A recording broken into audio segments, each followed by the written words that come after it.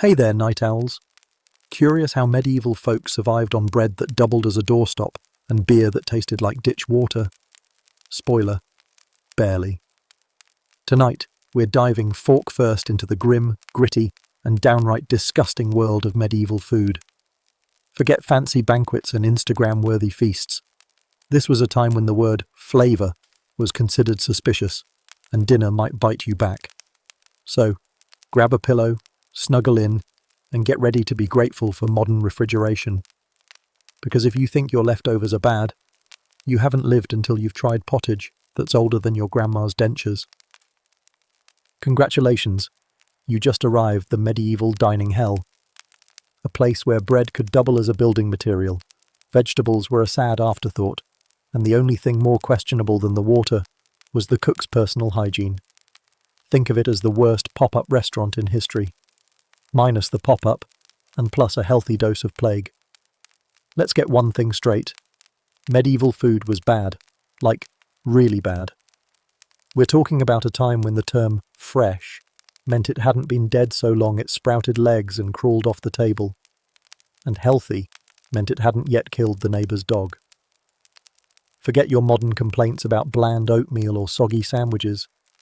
Back then, the best you could hope for was a meal that didn't double as an intestinal death trap. Imagine it's morning. You wake up, if you're lucky enough to have survived the night, and roll over in your flea-infested straw bed, the smell of damp hay and old goat sweat hitting you like a plague doctor's slap. Now, it's breakfast time, medieval style. And by breakfast, I mean a steaming bowl of, well, whatever was still vaguely edible from last night's pottage. Think of it as the world's worst leftover soup, a sad sludge of grains, roots, and the occasional rat tail, if you were living large. The medieval approach to cooking was suspiciously similar to a garbage disposal. If it fit in the pot, it went in. Leftover turnips, questionable cabbage, maybe a chunk of last week's cheese with a suspicious green tinge. Toss it in and hope it didn't kill you. And they'd keep adding to it, day after day, until the pot itself developed a personality and started judging your life choices. Let's talk about bread, the so-called staff of life. Except in medieval times, it was more like the brick of dental nightmares. Forget the fluffy sourdough you love. This was bread that could double as a projectile weapon in a siege. Rye, barley, and whatever else the miller could find got ground together, sometimes with bits of millstone or sawdust, into a loaf so dense it could chip your last remaining tooth. And don't forget ergot poisoning, a delightful fungus that grew on rye and caused convulsions, hallucinations, and in some cases, an untimely visit to your local plague pit. Ah, but meat. Surely they had some juicy roast to sink their teeth into, right? Wrong. Meat was a status symbol, and unless you were the local lord or an unusually lucky bandit, you weren't getting any. Most of the time, meat was a rare treat, usually salted beyond recognition, smoked over questionable fires, or just outright rancid. Even the nobility couldn't always avoid the stomach-churning reality of meat that had spent a few too many days in the medieval sun. And yes, there were entire recipes dedicated to making rotten meat taste less like a biohazard. Bon appetit. Water, that essential elixir of life. Except in medieval Europe, it was the elixir of death. Rivers doubled as open sewers. Wells were contaminated with everything from dead rats to, well, anything that might die in a well. So beer became the drink of choice. Mild enough to drink like water, alcoholic enough to kill the nastier microbes. Children drank it. Pregnant women drank it. Even the local priest was likely to be half sloshed before morning prayers. If you couldn't stomach the beer, there was always weak ale, aka liquid bread with a side of sediment. Think you'd find comfort in fruit and vegetables? Think again. Medieval Europe wasn't exactly known for its produce section. The few vegetables they had were mostly roots, turnips, onions, leeks, boiled to death, and then boiled some more, until even the lice considered moving out. Fresh fruit was a seasonal gamble, and eating it raw was considered dangerous because it might upset your humours. Translation: it might actually kill you faster than the bread. And let's not forget that medieval kitchens were ground zero for culinary horror shows. Most kitchens were smoky, greasy caverns that doubled as saunas and tripled as rodent motels. Picture a cramped stone room with a roaring fire belching out black smoke, thick enough to coat your lungs in a permanent layer of char.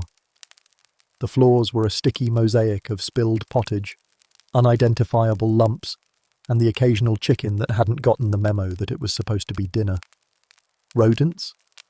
Oh, they were the true VIPs of medieval kitchens. Rats, mice, and the occasional weasel, all happily sharing your larder like freeloading in-laws.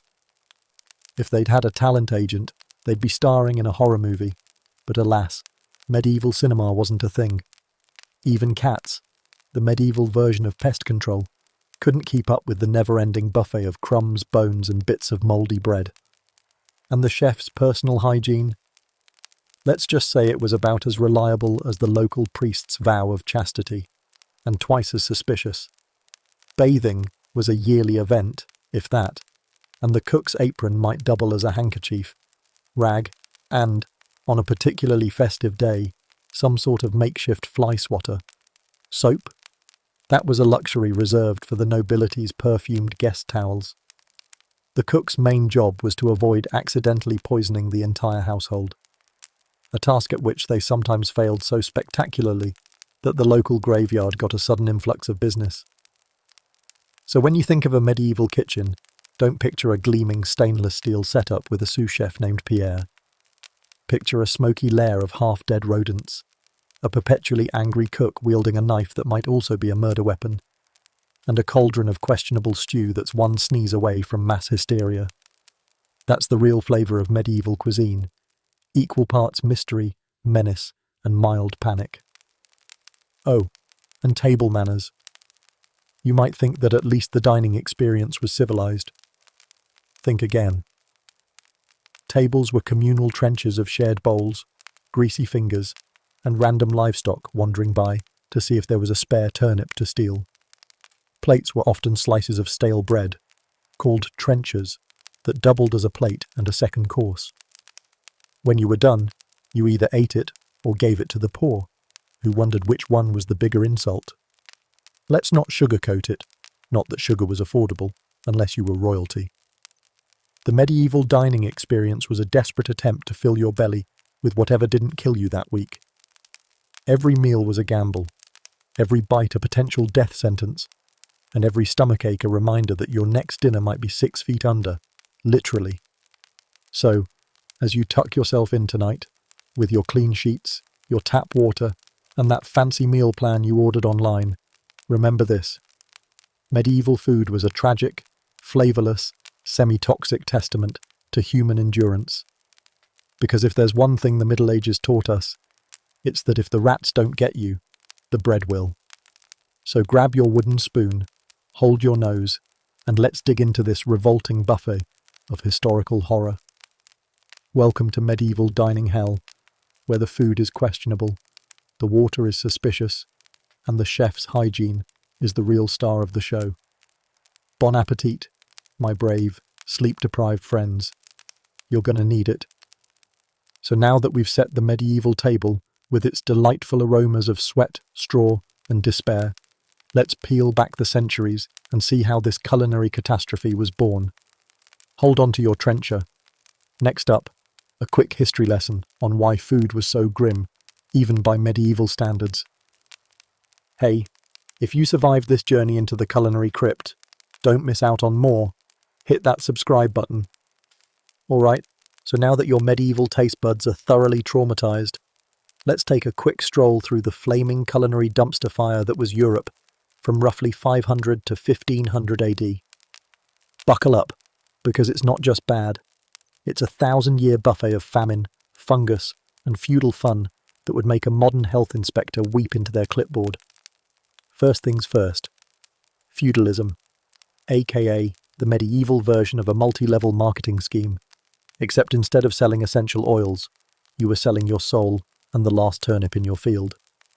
Imagine a pyramid scheme where the top 1%, lords, knights, bishops, and other professionally sanctimonious folks got all the good stuff: hunting rights, spices, meat that wasn't already half maggot, and wine that didn't come with a free tapeworm. Meanwhile, everyone else, the 90%, were stuck with a diet that could generously be described as subsistence, and less generously as, let's see if we can eat this before it eats us. You see, the medieval diet was shaped by a delightful blend of factors: climate, class, superstition, and a complete lack of technological advancement. Let's start with climate, because Mother Nature had a personal vendetta against medieval peasants. Europe's weather back then was like a moody teenager: warm one year, apocalyptic blizzards the next. A single bad harvest could send entire villages into starvation mode. And forget about fresh fruit or leafy greens. Those were seasonal luxuries that could vanish with one well-timed frost. Next up, preservation, or the medieval lack thereof. Remember, refrigeration hadn't been invented yet. There were no walk-in freezers, no vacuum-sealed Tupperware, and definitely no TikTok recipes for leftovers. If you wanted to keep meat from turning into a bacterial rave, you had two options: salt it until it could double as a table leg, or smoke it over a fire that smelled like the local tannery. And even then, you had to hope it didn't come with a side of parasitic infestation. Grain? Oh, they had grain. Tons of it. But grain went bad too, especially when stored in drafty barns infested with rodents, insects, and the occasional plague-carrying flea. And let's not forget ergot, the charming fungus that turned rye bread into a psychedelic horror show. A little ergot, and suddenly half the village was seeing demons in the churchyard, and the other half was dying of gangrene. Dinner and a show, all in one. Now, let's talk about culinary innovation, which was about as common in the Middle Ages as a healthy dental plan. The average medieval cook, assuming they weren't passed out from drinking last night's weak ale, had exactly one cooking method: boil it until it stops fighting back. Vegetables, meat, questionable fish, it all went into the pot, like some monstrous proto-pottage. Spices were so expensive that the average person never even smelled pepper. If you were rich, maybe you'd sprinkle some on your roasted peacock, which, yes, was sometimes served with feathers reattached for that extra wow factor. But if you were poor, your spice rack consisted of salt, if you were lucky, and the vague hope that your food wouldn't fight you off with its own mold colony. Speaking of spices, let's not forget the trade routes, those winding, treacherous roads that brought cinnamon, cloves, and pepper from the mysterious East at prices that would bankrupt a modern credit card. Spices were status symbols, like a medieval Rolex, but edible. Nobles flaunted them not because they liked the taste, but because they liked reminding everyone else they could afford a bit of pepper on their rancid beef. Meanwhile, peasants were still trying to remember what flavour was. And let's not ignore religion, which loomed over the medieval dinner table like a disapproving nun with a ladle. The church dictated what you could and couldn't eat on certain days, and let's just say they were real killjoys. Fasting days, meatless days, Lent, a never-ending parade of culinary misery where even the idea of meat was enough to earn you a spot in the confessional. The irony? Fish, the supposed substitute for meat, was usually preserved in ways that made it taste like a salty barnacle on a bad day. Class structure, of course, played its own charming role. While lords and ladies feasted on elaborate banquets, swans stuffed with other birds, pies with live animals baked inside, medieval dinner theatre at its finest, peasants scraped by on thin gruel and black bread. The idea of variety in their diet was laughable. Their culinary journey went like this: bread, pottage, repeat until death. For them, dinner was less about enjoying a meal and more about staving off starvation. Feudal obligations also meant that even if you grew your own food, you probably had to hand over the best of it to your local lord as rent. You might keep a few sorry turnips for yourself if the rats didn't get there first, And let's not forget the local taxes, tithes, and random demands from travelling knights who felt your pantry was their personal drive-through. All of this was wrapped up in a delightful little package called superstition. Medieval folks believed certain foods could unbalance your humours, the bodily fluids that allegedly determined your health, mood, and likelihood of surviving the winter. Hot foods, cold foods, moist foods. No, not how they tasted, but how they were thought to affect the body. Eating the wrong combination could lead to everything from melancholy to the Black Death, or so they thought. So good luck enjoying a tomato if you were convinced it would open the gates of hell inside your stomach. So there you have it, 1,000 years of human history summed up in one long, painful buffet line.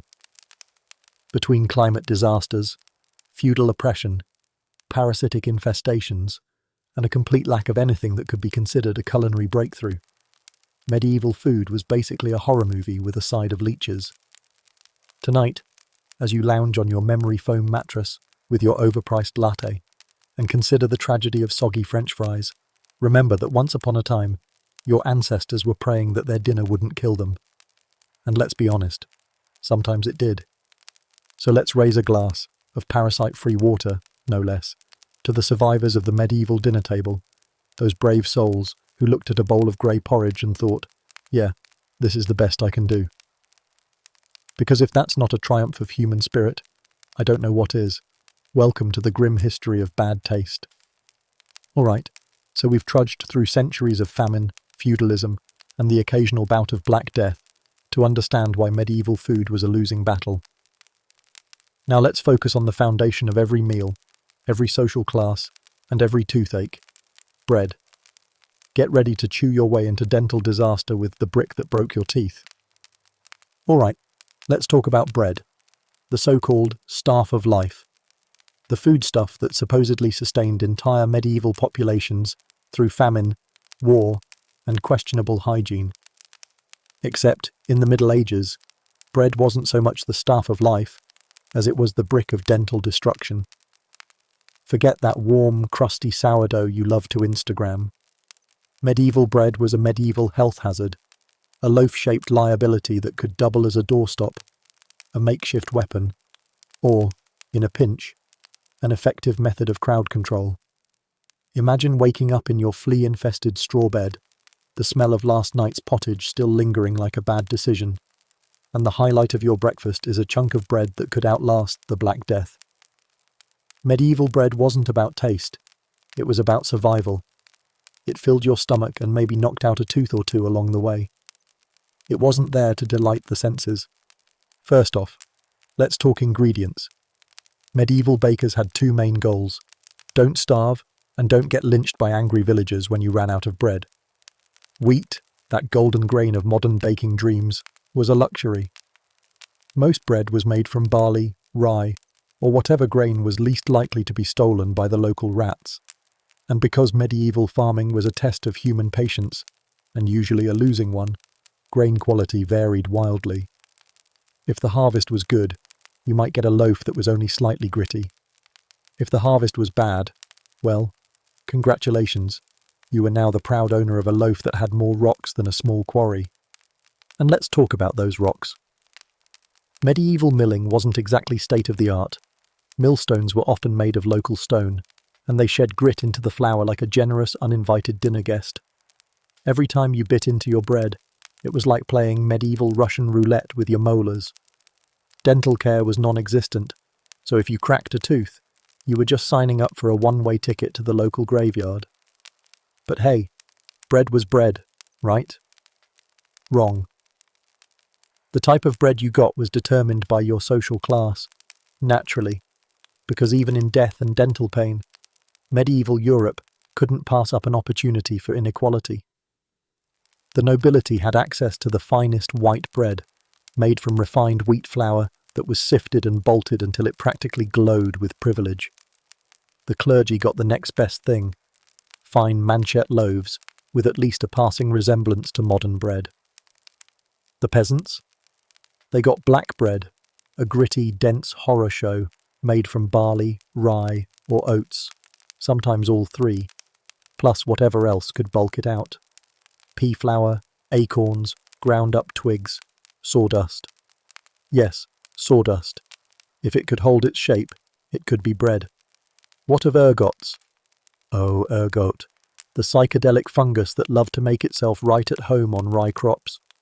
A little sprinkle of ergot on your morning bread, and suddenly you were seeing visions of the Virgin Mary tap dancing in your pottage pot.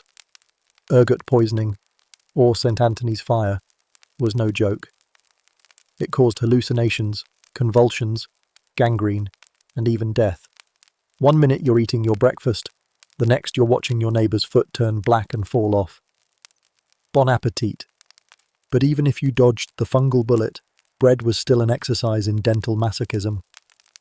Medieval bread wasn't baked in nice clean ovens. It was often cooked in communal bakehouses, where the hygiene standards made modern fast food bathrooms look like operating theatres. Baked in clay or brick ovens fired by whatever fuel was at hand: peat, wood, dung. The bread came out with a crust that could deflect arrows and an interior that might or might not be cooked all the way through. Ever tried to cut into a loaf only to find a suspicious damp spot?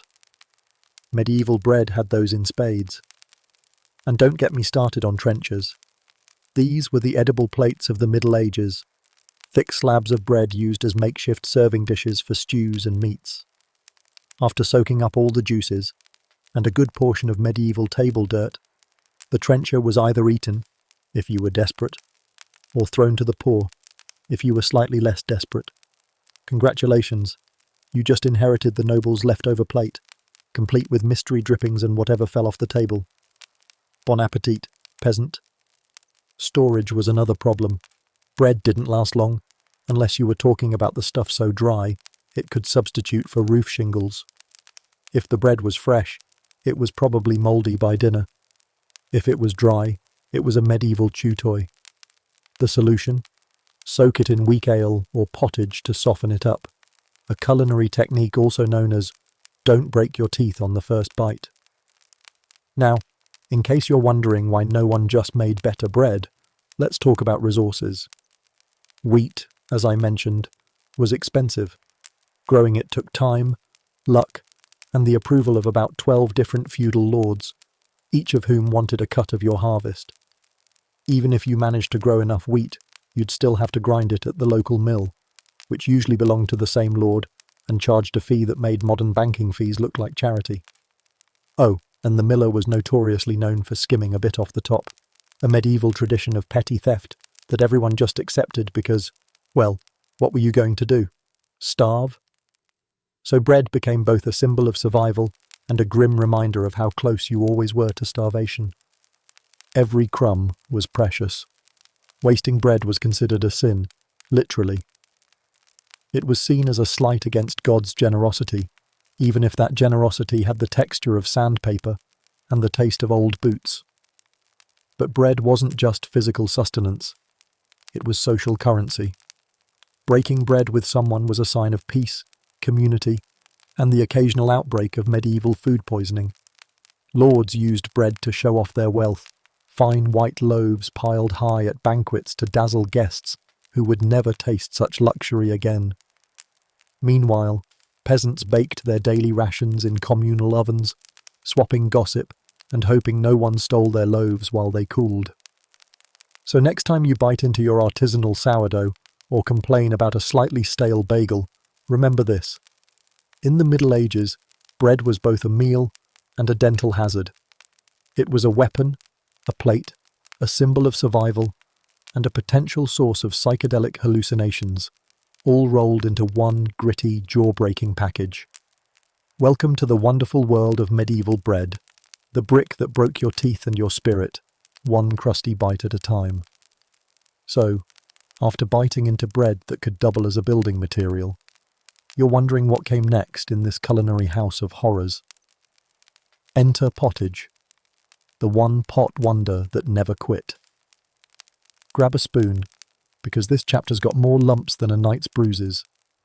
All right, gather round the communal pot, my medieval-minded friends, because tonight we're serving up the saddest, gloomiest, most soul-crushing dish in the entire history of food. Pottage. Forget fancy roasts or noble banquets. Pottage was the backbone, the lifeblood, the culinary black hole of medieval dining. It was the dish that every peasant knew by heart, mostly because they were forced to eat it every single day until they started hallucinating turnips in their dreams. Imagine a pot, a big, battered iron cauldron that's older than your grandfather's barn cat. Now imagine that pot sitting on the fire day and night, sometimes for weeks, collecting every scrap, every leftover, every wilted leaf, every suspicious chunk of mystery meat that couldn't find a proper home. That, my friends, is pottage. It wasn't just dinner. It was the medieval version of a garbage disposal, except it doubled as your main course. The recipe? Oh, that's easy. Step 1. Find whatever hasn't crawled away yet. Step 2. Throw it in the pot. Step 3. Boil until it stops screaming. Step 4. Repeat until the pot itself achieves sentience and begs for mercy. Pottage was the ultimate culinary recycling project, a communal stew topped up daily with anything lying around, dead or otherwise.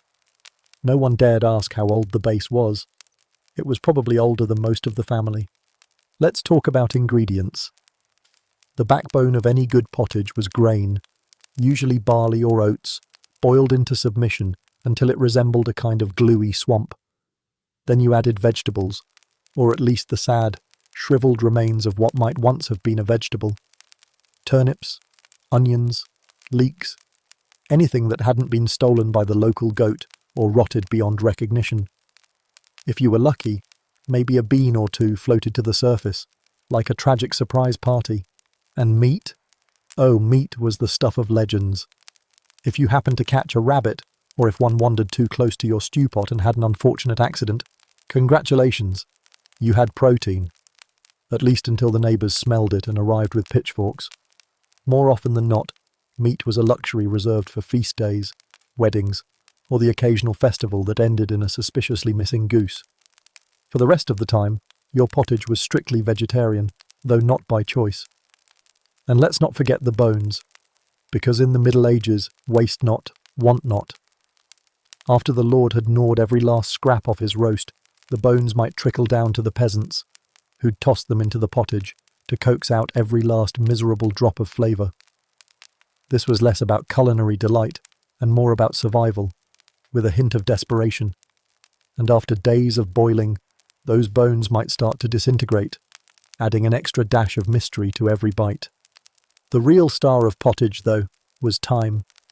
Medieval cooks believed in the long game. Pottage wasn't a one-and-done meal.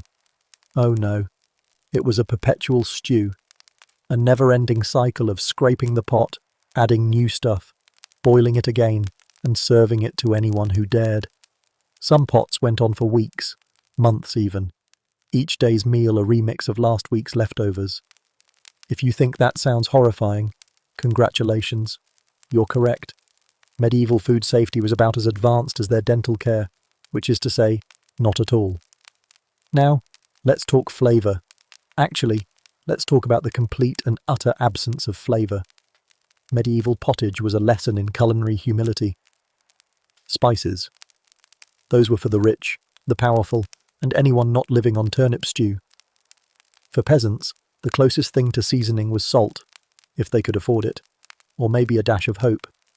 Every spoonful was a bland, greyish mystery that might contain last Tuesday's onions, last month's cabbage, and the lingering taste of medieval regret. And the smell. Oh, the smell.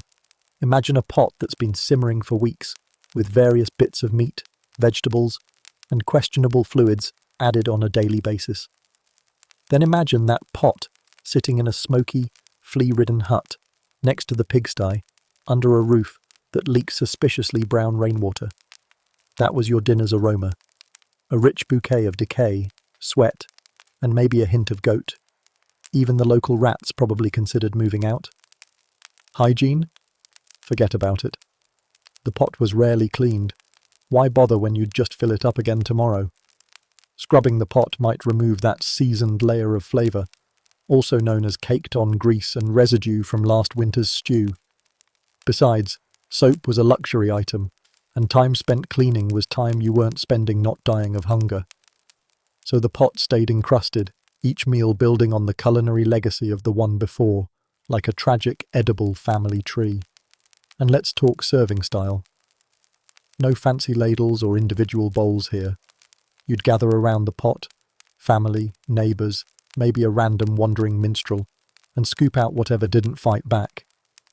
Everyone's spoon dove into the same communal cauldron, a shared meal that also shared germs, lice, and the occasional surprise rodent.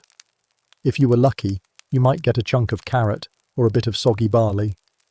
If you were unlucky, you'd get the bottom scrapings, a murky horror that stuck to your ribs and haunted your dreams. Despite the horror, pottage was a lifeline. It was cheap, filling, and, most importantly, kept you alive. Barely. For medieval peasants, pottage was breakfast, lunch, and dinner. Sometimes, all three at once. It was the culinary equivalent of medieval duct tape, holding society together one miserable spoonful at a time. And let's not pretend the nobility was above this. Sure, they had feasts with roasted swans and pies stuffed with live birds, for dramatic effect, but in between tournaments and beheadings, they also ate pottage. They just added a bit of saffron, or a dash of pepper, if they could afford the spices, so they could pretend they were above the common folk. But at its core, pottage was the great equalizer. Everyone's stomach eventually ended up boiling in the same pot. So tonight, as you tuck yourself into your warm bed and ponder whether to have cereal or toast for breakfast, remember the medieval cook, standing over a pot that hadn't been cleaned since last Easter, stirring in another suspicious root vegetable, and muttering a prayer to Saint Stomachache. Because if you think leftovers are bad now, imagine a stew so infinite, even time itself gave up trying to age it. Welcome to pottage, the infinite stew of sadness, the ultimate one-pot wonder, the medieval dish that refused to die, just like the rats that lived in your rafters. Enjoy every last spoonful. If you thought the infinite stew of sadness was bad, wait until you meet the meat. Because if you were lucky, it was already dead. And if you weren't, well, let's just say, medieval dinner was sometimes still twitching. Let's get slicing, dicing, and regretting. All right, meat lovers, gather round the medieval table, assuming there's any meat to put on it. Because tonight, we're talking about the elusive, suspicious, and often downright terrifying world of medieval meat. That's right, the Middle Ages' most questionable protein source, guaranteed to come with a side of maggots, a dash of guilt, and a high probability of regret. First, let's get one thing straight. For the average medieval peasant, meat was about as common as a clean drinking glass, aka not very. If you were lucky, you might get a few scraps on feast days or after a particularly generous lord's hunting trip. But most days, meat was the stuff of rumours and jealousy, reserved for the upper classes who could afford to kill something bigger than a rat and not worry about the winter famine that might follow. For the nobility, meat was a status symbol, like a medieval sports car, except it bled and attracted flies. Boar, venison, beef, even swan if you were feeling fancy. These were the trophies of the rich, proudly paraded at banquets and served up with a side of, "Look how wealthy I am." Meanwhile, peasants were left gnawing on bread that doubled as a dental hazard and dreaming of the day they might catch a rabbit that didn't already belong to the lord. But let's say you did manage to snag a piece of meat, either by hunting, scavenging, or bribing the butcher. Congratulations, you're now the proud owner of a ticking time bomb of medieval bacterial fun, because the Middle Ages didn't exactly come with refrigeration. Once that animal was dead, the clock started ticking. And trust me, you didn't want to know how fast it ticked in the summer. Preservation methods were an adventure in themselves. Smoking was the go-to method, hanging meat over a fire and letting it soak up every last molecule of ash, soot, and suspicious chimney spider. By the time it was done, Your meat had the flavour profile of a burnt sock, but at least it wouldn't crawl off your plate uninvited. Salting was another option, if you could afford the salt, that is. Meat was packed in layers of coarse salt until it was saltier than the entire peasant class combined. It was dry, tough, and tasted like a barn floor, but it probably wouldn't kill you immediately, so that was a win. Then there was drying, which turned meat into a medieval jerky so tough it could double as armour. Imagine chewing on a piece of meat so leathery you'd swear it came from your old boots. Add a generous sprinkle of dirt, mould, and a possible insect colony, and you've got yourself a protein-packed snack that was only slightly less appetizing than a punch to the face. But sometimes, often, your meat didn't get preserved properly. Enter rotting. Picture a pig's leg that's been hanging in the barn for a few days too many, flies buzzing around like it's a free-for-all buffet. The smell alone could make a plague doctor pass out. Yet in medieval times, people would often trim off the worst bits, aka the parts that were actively trying to walk away, and toss the rest into the pot. Because waste not, want not, and anyway, who could afford to be picky? Medieval sausages were a mystery even to the cooks who made them. Picture a casing of whatever's available, stuffed with meat, fat, breadcrumbs, herbs, if you were fancy, and plenty of mystery bits you'd rather not ask about. Add a dash of salt, hang it up to dry, and hope the maggots didn't beat you to it. Because let's be honest, maggots were the ultimate medieval food critics, and they always got the first bite. Of course, not all meat was created equal. Wild game was considered a luxury. Deer, boar, even bear if you were especially unlucky. But guess what? Hunting rights were the exclusive domain of the nobility. A peasant caught poaching could expect to be fined, maimed, or executed, depending on the local lord's mood. So, for most peasants, wild game was a treat reserved for the day after the local noble accidentally left the gate open and the deer ran straight into the cooking pot. Poultry was a more realistic option. Chickens, ducks, maybe a scrawny goose if you were lucky. But even then, meat from poultry was usually reserved for special occasions. Eggs were too valuable to eat the chicken itself, unless it was too old to lay or too sick to fight back. Medieval resourcefulness at its finest. Every animal had to earn its keep before it could become dinner. But let's say you got your hands on some meat. How was it cooked? Well, remember that medieval kitchens were about as clean as a sewer rat's dream home. Cooking meat meant roasting it over an open fire, if you had one, boiling it in the communal pottage, hello, infinite stew of sadness, or frying it in whatever grease you could scrounge up, usually old lard or butter that would make a modern nutritionist weep. Seasoning, if you could afford it. Otherwise, you just prayed the meat's natural flavours wouldn't knock you unconscious. And let's not forget the fun medieval tradition of reserving meat, taking leftover roasts, hacking them into chunks, and tossing them back into the pot. Nothing went to waste, especially if you didn't want the rats to get there first. Leftovers weren't just a convenience. They were a necessity. Medieval folks were the OG meal preppers, except instead of labelled containers, they had a pot that might or might not give you a side of food poisoning. So, if you're sitting there tonight with your flame-grilled burger, wondering if you should have gone vegan instead, spare a thought for your medieval ancestors. They didn't have the luxury of choice. They ate what they could get, and if that happened to be a chunk of half-smoked, half-rotted pig leg, they were just grateful it wasn't trying to escape. In the grand tapestry of medieval cuisine, meat was a rare thread, expensive, questionable, and usually best approached with caution, and maybe a taster who was expendable. It was a symbol of wealth, a badge of social status, and, on most days, a near-mythical treat for peasants who lived on bread and pottage. So next time you toss out that leftover chicken because it's a day past its sell-by date, remember, in the Middle Ages, that was a delicacy. And it came with a complimentary side of maggots. Bon appetit, brave time travellers. Feeling queasy yet? Well, hold that thought, because here comes the fish course. thanks to church rules that made Fridays and holy days a festival of fishy despair. Get ready for the sacred scent of rotting herring, because religion's about to make dinner even more interesting.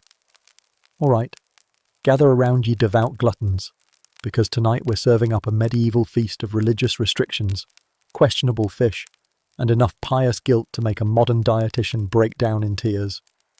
Welcome to Fish Fridays and Holy Days, the part of medieval dining where the church stepped in to make an already terrible meal even worse. Let's start with the basics. The medieval church was the all-seeing, all-controlling, all-judging overseer of every aspect of life, including what you stuffed in your face. And nowhere did this cosmic babysitting come into sharper focus than in the matter of fasting days. You see, the church believed that abstaining from meat was a way to purify the soul, build spiritual discipline, and remind everyone that God was watching. Which, fair enough, except that in practice, it mostly meant the church turned every Friday, and an alarming number of other days, into a culinary punishment. Welcome to Fish Friday, also known as the day medieval peasants learned to hate fish more than the plague. On Fridays, you were forbidden to eat meat, because nothing says holy devotion like replacing your slim chance of a decent meal with something that might have been dead since last Tuesday. Fish was the go-to alternative, but not the fresh, flaky fillets you're imagining. Oh no. This was medieval fish, dried, salted, smoked, and probably harbouring its own small ecosystem. Let's talk about preservation, because if there's one thing the Middle Ages loved more than religious guilt, it was ways of making fish barely edible, but still technically safe. Dried fish was a staple, because it could last for weeks, months even, without refrigeration. But lasting doesn't mean good. The drying process transformed fish into something that resembled driftwood, hard, salty, and capable of cracking teeth at 30 paces. Boiling it might soften it a bit, but it would still taste like brine-soaked punishment. Then there was saltfish, because nothing says Friday night treat like a piece of cod that's been packed in salt for a year and needs to be soaked, boiled, and beaten into submission before you can even chew it. Even then, it often retained the texture of damp cardboard and the taste of a salt lick that had seen better days. This was the medieval equivalent of culinary waterboarding, a slow, torturous process that left you wondering if maybe skipping dinner and going straight to confession was the better option. And let's not forget stockfish, which is basically fish jerky, except if beef jerky had a death wish. Air-dried until it was as hard as a brick, stockfish needed to be beaten with a hammer just to get it into the pot. That's right, dinner prep sometimes involved physical violence. Nothing says good Christian like pummeling a dried cod with a blunt object while praying for the strength to choke it down later. Of course, the church didn't stop at Fridays. No, they turned fasting into a near-constant state of medieval misery. Lent, Advent, Ember Days, Rogation Days. So many days where meat was off the menu and fish was your only hope of salvation. Imagine a calendar where half the year felt like a sad fish funeral, and you'll understand the collective despair of medieval cooks. And let's not even get started on fish stews, the sad culmination of all that preservation horror. Picture a pot, probably the same one that hosted pottage for the past 6 months, filled with water, dried fish, maybe a suspicious onion, and whatever herbs the cook had managed to scrounge from the garden before the goat got there. After hours of boiling, the result was a thin, salty soup that tasted like regret and moral obligation. Even the rats probably gave it a pass. Then there was the matter of religious symbolism. The fish was a sacred symbol of Christianity, which made it all the more appropriate as a culinary punishment. Every bite was supposed to remind you of Jesus and your place in the divine order, somewhere between peasant and compost heap. It's like eating guilt, served with a side of salt and a lingering sense of spiritual inadequacy. Let's not forget the nobility's version of fish days. They didn't exactly suffer like the peasants did. Nobles had access to freshwater fish like trout, pike, and eels. Sometimes even imported delicacies like sturgeon or lamprey, the medieval fish that looked like a demon's belt and tasted only slightly better. The aristocrats had entire fish ponds built to ensure a steady supply of high-end gilt. For them, fasting was an inconvenience, not a death sentence. They'd invite the local clergy over, sprinkle a bit of saffron on their eel pie, and call it a holy day. Meanwhile, the peasants were left with fish that had been dried so long it might predate the Black Death. And the smell, oh the smell. Medieval kitchens already reeked of smoke, sweat, and questionable sanitation. But add a dried fish stew, and you've got an olfactory experience that would make a plague pit smell like a flower shop. And let's talk about the psychological toll. Imagine working the fields from dawn to dusk, praying the rats didn't eat your grain, and hoping you'd make it through winter without losing half your family to disease. Now imagine that the one day you could use a decent meal, the church declared it a fast day. Congratulations. Here's a piece of fish jerky and a side of despair. Enjoy your spiritual growth. Of course, this wasn't just about self-denial. The church made sure to enforce the rules with all the enthusiasm of a medieval tax collector. Eat meat on a fast day? That was a sin, a real one that might land you a trip to the local confessional or worse. The local priest might sniff your breath for the scent of forbidden roast. The local tithing men might report you, and God help you if you were caught sneaking a bacon strip on a Friday. That was basically a one-way ticket to culinary hell. So yes, fish was supposed to be a penance, a reminder of Christ's sacrifice. And yet, it often felt like punishment enough just to eat it. Every bite was a reminder that even in your own kitchen, God, and the local priest, was watching. So tonight, as you consider ordering that Friday night fish and chips, spare a thought for your medieval ancestors, huddled around a pot of watery fish stew, wishing for the sweet release of Sunday, and a bite of meat that didn't fight back. Because in the Middle Ages, religion didn't just shape your soul, it shaped your dinner, and not in a good way. Bon appetit, holy diners. May your fish stew be slightly less horrifying than history demands. Still got an appetite? Well, good luck, because now it's time to dive into the dairy, where milk curdles on sight, cheese might still be alive, and butter doubles as a medieval bioweapon. Let's churn this horror show into something unforgettable. All right, dairy enthusiasts, or at least those who aren't lactose intolerant by medieval standards, gather round, because tonight we're plunging headfirst into the creamy, curdled, and occasionally sentient world of medieval dairy. That's right, milk, cheese, and butter. 3 pillars of the medieval diet that were as likely to nourish you as they were to send you running to the nearest plague pit. First, let's talk milk, nature's most treacherous beverage. Picture this.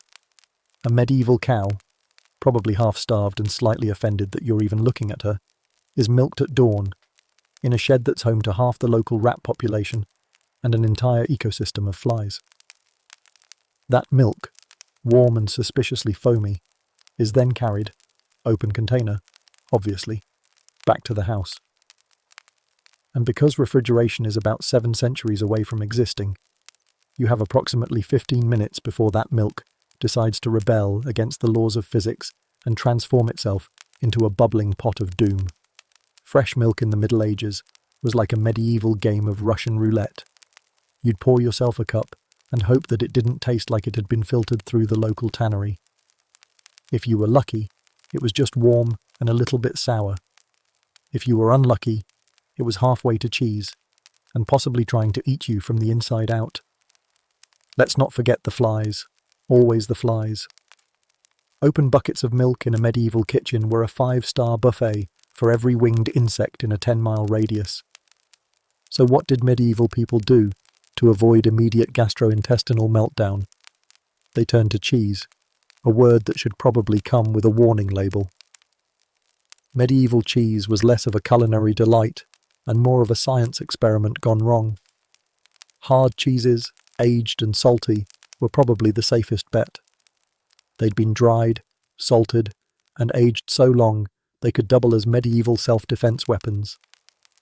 Sure, they tasted like a salt block that had been left in a hayloft for a year, but at least they were unlikely to jump off the table and attack. But then there was soft cheese. Oh, the horror. Soft cheese was a gamble every single time. No one really knew what was growing on it. Mold? Bacteria? The spawn of the plague itself? Medieval cooks didn't have the luxury of penicillin or health inspections. That suspicious white fuzz might have been a sign of delicious ripening, or a sign that your cheese was planning a rebellion.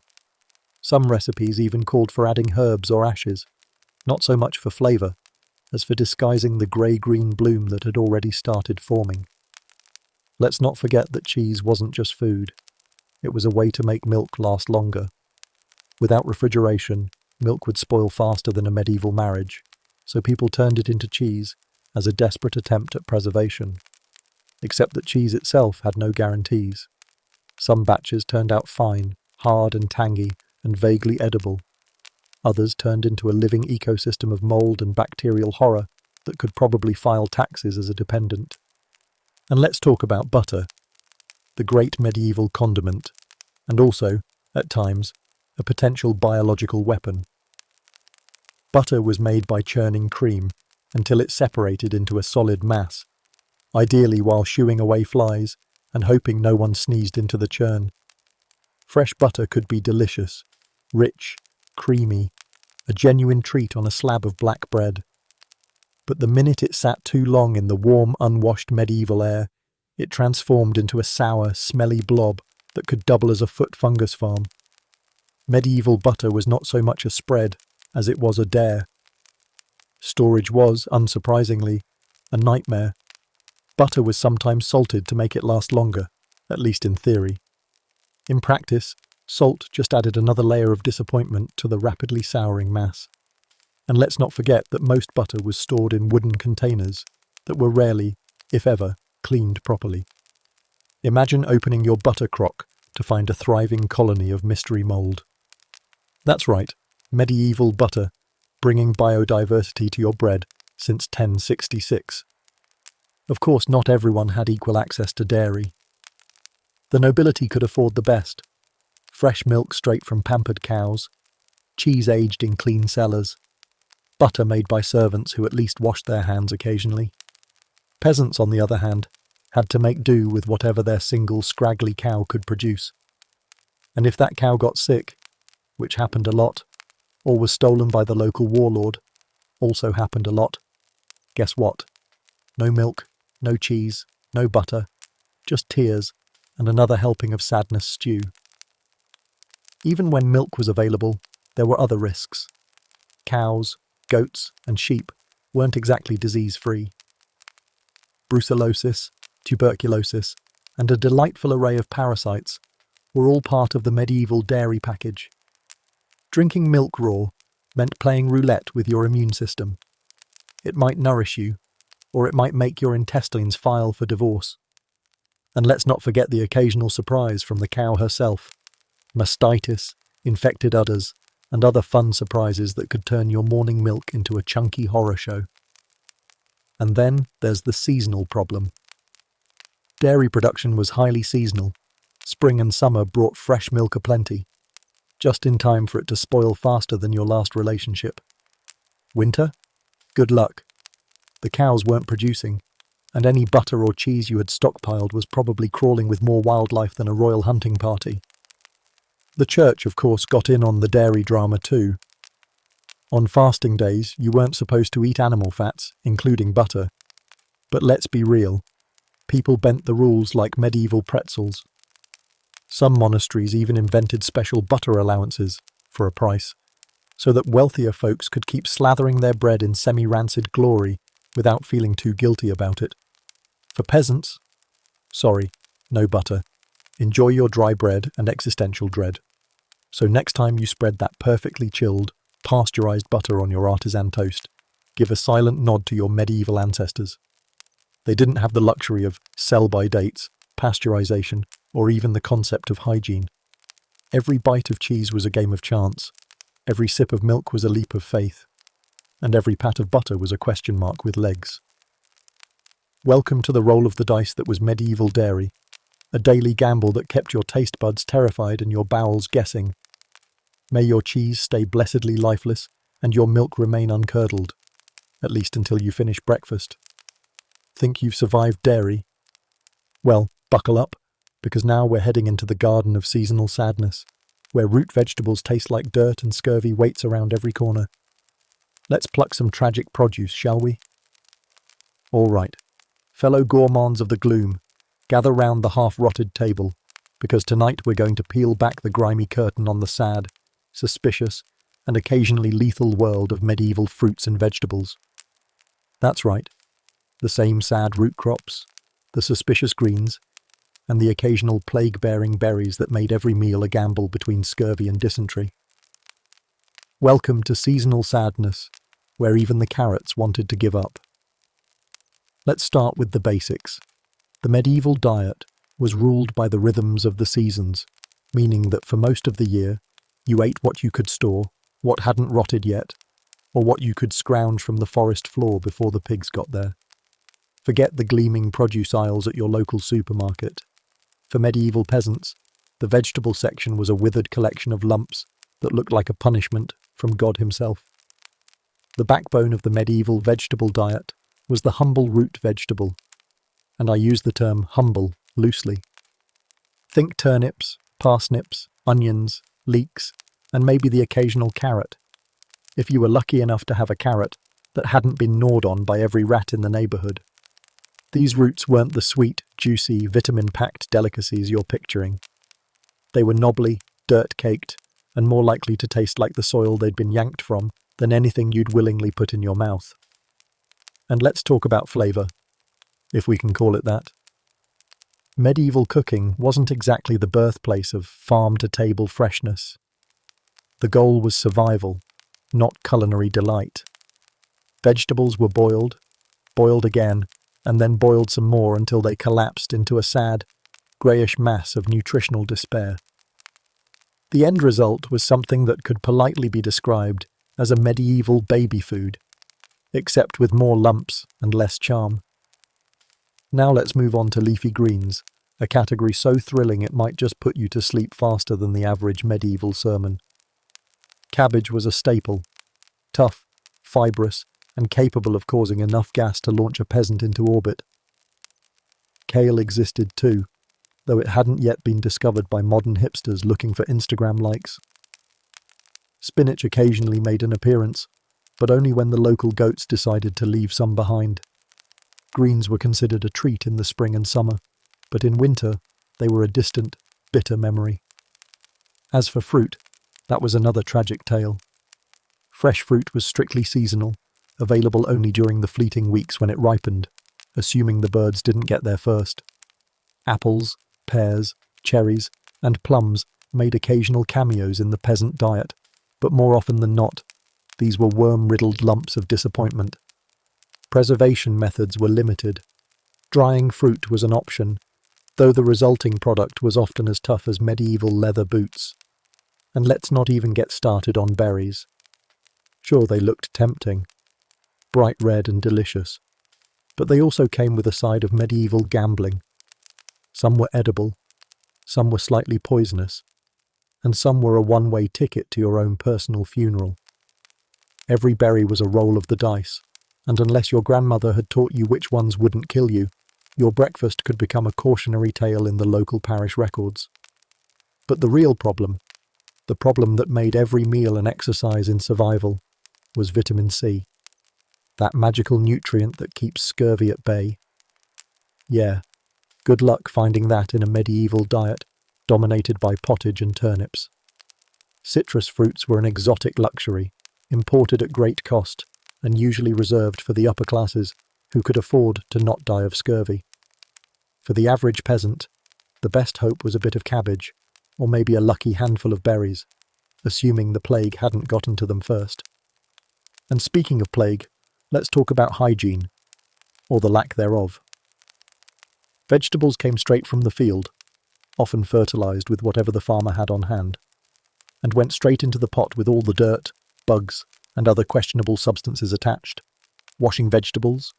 That was a luxury of time and water that most peasants didn't have, so into the pot they went, complete with their bonus protein in the form of grubs, caterpillars, and the occasional slug. Congratulations, your dinner just got a little more exciting. And by exciting, I mean horrifying. Preservation was another medieval culinary tragedy. Without refrigeration, vegetables had to be stored in root cellars, underground dungeons of dampness and despair. Root vegetables lasted the longest, though by spring they'd often grown suspicious green shoots and developed the texture of wet wood. Leafy greens didn't stand a chance. They wilted faster than a medieval marriage proposal and were usually eaten immediately, if at all. Dried herbs were sometimes used to spice up the endless stew, but fresh herbs? Good luck finding any that hadn't been trampled by the local pigs. And let's not forget about pickling, the medieval method of taking already sad vegetables and making them even sadder. Vegetables were crammed into barrels with salt or vinegar and left to ferment until they resembled a slimy science experiment. The smell alone could make a plague doctor faint. But hey, at least they wouldn't spoil immediately, just eventually, with a vengeance. Then there was the matter of social class. The nobility had access to the best produce, often grown in private gardens, tended by an army of underpaid gardeners. They enjoyed fruits from warmer climes, imported oranges, lemons, and figs, while the peasants were stuck with the local weeds. For the peasant, luxury meant a slightly less shriveled turnip, or a cabbage that hadn't been eaten by worms yet.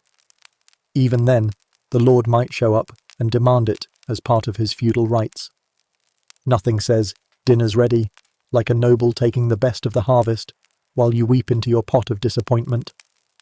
And let's not forget the medieval cook, the hero of the hearth, forced to turn this tragic produce into something vaguely edible. Their job was to make the same few vegetables stretch through every season, transforming lumps of turnip and suspicious cabbage into a meal that wouldn't kill everyone at the table. Spices were expensive and rare, so the main seasoning was usually boiling until the flavour leaves out of sheer terror. Dinner was served. In the end, vegetables in the Middle Ages were less about nutrition and more about filling the hole in your stomach, preferably before the rats got to it first. And fruit? That was a luxury reserved for moments of fleeting abundance, gone as quickly as it came. For most of the year you prayed for spring, hoped the harvest didn't fail, and tried not to die of scurvy. So tonight, as you peruse the produce aisle and decide between organic kale and heirloom tomatoes, remember the medieval peasant who would have sold his soul for a fresh apple that wasn't already half-eaten by worms. And when you wash your salad greens, thank your ancestors for the concept of soap. Welcome to the seasonal sadness that was medieval fruits and vegetables, a culinary wasteland where every bite was a test of faith, endurance, and whether or not the local berries were going to kill you. May your dinner tonight be less grey, less wormy, and significantly less likely to end in a tragic funeral procession. If you thought vegetables were grim, wait until you see who actually got to enjoy flavour. Because unless you were richer than a king's ransom, spices were a distant dream. Let's sprinkle in some medieval jealousy and see just how elite your peppermill was. All right, grab your medieval wallets, if you can even find them, because tonight we're embarking on a journey into the spice trade of yore, where flavour was more a symbol of status than a culinary delight. Welcome to Spices, Only If You're Rich, a tale of black pepper, saffron hoarders, and the vast, flavourless wasteland that was the medieval peasant's dinner plate. Let's start with the harsh truth. In the Middle Ages, spices were more valuable than gold. No, really. If you were lucky enough to stumble upon a pouch of black pepper, you were basically carrying around the medieval equivalent of a sports car, assuming the car came with the added risk of being murdered for it. Black pepper was so pricey it was sometimes used as currency, like coins, but with a hint of culinary irony. People literally paid rent in peppercorns. You could use it to bribe officials, pay taxes, or settle debts. And if you lost it, you'd better hope you had a decent supply of prayers stashed away, because replacing it might bankrupt you. But black pepper wasn't the only spicy status symbol. Let's talk about saffron, the medieval world's golden child of flavour. And by golden, I mean worth more than your entire family's yearly income. This delicate little stigma from the crocus flower had to be harvested by hand, one thread at a time, and then carefully dried. The result was a spice so expensive that it made even the most ostentatious lords clutch their coin purses in horror. Saffron was so valuable that people literally faked it, selling dyed straw or marigold petals to unsuspecting buyers who wanted a taste of the high life. Medieval spice fraud was a thing. Somewhere, a medieval con artist is laughing in his grave, surrounded by suspiciously yellow hay. Then there was cinnamon, sweet, aromatic, and priced like it was made of unicorn tears. Medieval cooks loved it, if they could afford it. But the journey cinnamon took to reach your humble kitchen was so long and so dangerous that by the time it got there, it was about as affordable as a castle made of gold. Cinnamon had to travel thousands of miles from Sri Lanka or Indonesia, across seas patrolled by pirates, through the deserts of the Middle East, past suspicious customs officials who might decide to sample the goods for themselves, and finally into the hands of European merchants who marked it up like it was a limited edition miracle. Cloves, nutmeg, and ginger rounded out the medieval spice rack, though most peasants only heard about them in sermons about temptation and sin. These spices were so exotic that they might as well have been plucked from the moon. Cloves, especially, were prized for their supposed medicinal properties, even though their main property was being out of reach for anyone who didn't have a title. Now let's talk about how all this precious cargo actually got to Europe. The spice trade was the medieval equivalent of a global corporate empire, except with more pirates and fewer HR policies. Spices travelled along the Silk Road, and by sea, passing through the hands of Arab traders, Venetian merchants, and about 17 different middlemen who each tacked on their own profit. By the time a single peppercorn reached your kitchen, it had been marked up so many times it would make a modern car dealership blush. The trade routes themselves were an epic tale of adventure and occasional robbery. Caravans trudged across deserts where bandits lurked like fleas in a hayloft, waiting to pounce on the nearest spice-laden camel. Ships braved storms, pirates, and occasional suspicious sinkings, probably because someone realized a single barrel of cloves was worth more than the entire crew. Every step of the way, spices became more valuable and more unattainable for the common folk. For the average medieval peasant, the idea of using spices in food was about as realistic as owning a dragon. Their spice rack consisted of salt, if they were lucky, and maybe some local herbs like parsley, sage, or rosemary, which, by the way, was more a weed than a luxury. Everything else, pepper, saffron, cinnamon, was a distant dream, something reserved for the rich and powerful who liked to flaunt their wealth by sprinkling gold dust on their mutton. And flaunt they did. Nobles loved to show off their spice collections, the way modern influencers show off their skincare routines. Banquets became flavour-drenched spectacles of excess, roasted swan covered in saffron sauce, pies flavoured with cinnamon and cloves, wine spiced with pepper and ginger. It wasn't just about taste, it was about reminding everyone in the room that they were richer than you and that you'd better appreciate it. A single whiff of saffron was enough to remind a peasant of their place in the feudal food chain, somewhere between the turnip and the rat. Let's not forget the comedic tragedy of the medieval cook who had to work without spices. Imagine trying to mask the smell of half-rancid meat with nothing but a sprig of parsley and a prayer. Spices weren't just a luxury, they were a medieval necessity for covering up the taste of questionable ingredients.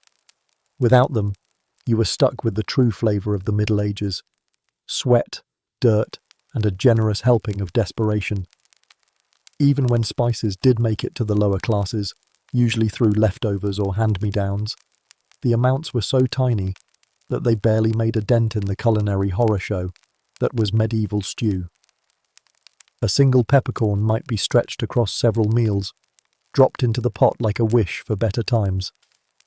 One thread of saffron was enough to make you feel like a king for a night, until it dissolved into nothingness, leaving you with the same old barley soup.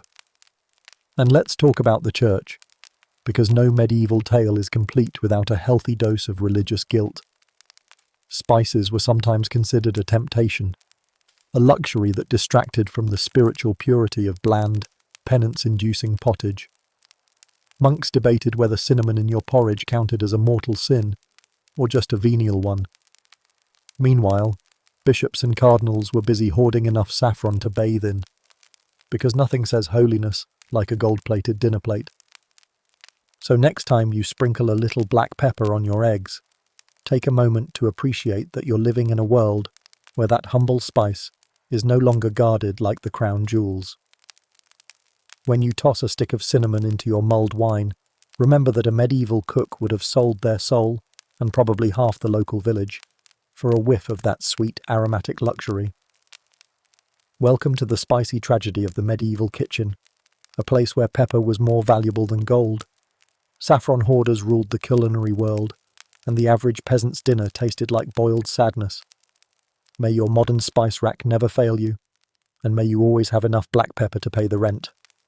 So, with your dinner half-cooked and flavourless, you'd need something to wash it down.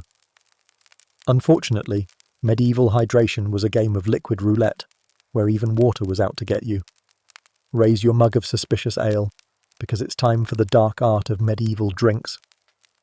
All right, gather your tankards and prepare your stomachs, because tonight we're diving headfirst into the bottomless mug of medieval hydration, where every sip was a gamble between thirst and a sudden, catastrophic case of death. Welcome to drinks, beer, wine, and parasites, where liquid refreshment was less about quenching thirst and more about testing your immune system's loyalty. Let's start with the medieval staple, beer. And before you get excited about a refreshing pint at the local tavern, let's clarify something. Beer wasn't the hoppy, fizzy, craft-brewed delight you're thinking of. Medieval beer, also known as ale, was fermented porridge you could chew. Think of it as breakfast in a mug, a meal, and a drink rolled into one suspicious, lukewarm package. Why was beer so popular? Simple. The water was trying to kill you. Streams, rivers, and wells were teeming with enough bacteria to make a plague doctor's mask spin. Boiling water was a time-consuming luxury most peasants couldn't afford, so fermentation became the next best thing. Beer was safer to drink than water, even if it came with the occasional surprise, like a floating lump of barley husk, the odd fly, or a suspicious wriggler that might or might not have started life in your neighbour's latrine. Breakfast beer wasn't just for adults. Medieval children drank it too, because better a tipsy toddler than a dead one. This wasn't the IPA-fueled Friday night buzz you're picturing. Medieval beer was weak, low in alcohol and high in questionable hygiene, but it kept people alive, sort of. It also kept them slightly dazed, which was probably a blessing given the rest of the medieval experience. Then there was the quality control issue, or rather the complete lack of it. Brewing beer in the Middle Ages was a local affair. Every village had its own recipe, its own standards, and its own level of tolerance for lumps. Some brewers took pride in their craft, producing a drink that might actually pass as palatable. Others were boiling barley and hoping no one noticed the odd smell. And let's not even get started on the communal drinking cups, passed from person to person, with all the sanitary rigour of a plague cart. If you were lucky, the lumps were just bits of grain. If you were unlucky, well, let's just say parasites were the least of your worries. Now, let's talk about wine. The medieval drink of the elite. For nobles, wine was a status symbol, a way to show off their wealth and sophistication, and probably their total disregard for basic dental hygiene. Imported from France, Italy, or Spain, depending on your budget and your lord's trading connections, wine came in various states of drinkability. Aged wine was considered a luxury. Most of the time, what you got was closer to vinegar than a fine vintage. Even the rich had to be careful. Wine was often transported in wooden barrels that leaked, rotted, and added a delightful hint of musty ship hull to every glass. Spoilage was a constant risk. Without modern preservatives or even basic cleanliness, Wine quickly turned sour, developing a taste best described as angry grape juice. The solution? Add honey, spices, or herbs to mask the horror. Medieval recipes for spiced wine were less about culinary flair and more about desperate damage control. And then there was the commoner's wine, also known as thin wine or small wine, the leftovers from pressing grapes, watered down until it wept for mercy. It was sour, bitter, and probably home to at least one small ecosystem of its own, but it was still safer than water. And let's face it, in a world where your bread could kill you, a little bit of funky wine was the least of your worries. Speaking of water, let's talk about why no one wanted to drink it. Medieval water sources were the stuff of nightmares. Rivers doubled as garbage dumps, sewers, and occasionally open-air plague labs. Wells were better, sometimes, but even they could be contaminated by a dead animal or the local lord's bad mood. Rainwater. It was stored in barrels that were home to everything from mosquito larvae to accidental medieval science experiments. Drinking water wasn't just a risk, it was a dare.